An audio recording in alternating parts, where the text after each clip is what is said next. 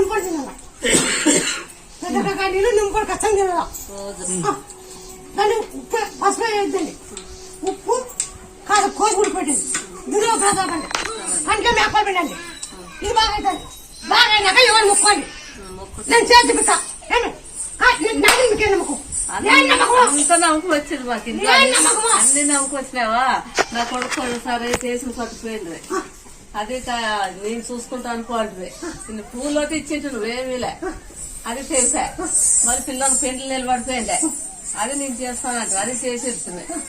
మరి ఇప్పుడు ఇంకా అన్నకి చాలా ఇది అన్ని తిరిగొచ్చా డాక్టర్ ఊరిన పోతే టాబ్లెట్లు ఏం చెప్పుడు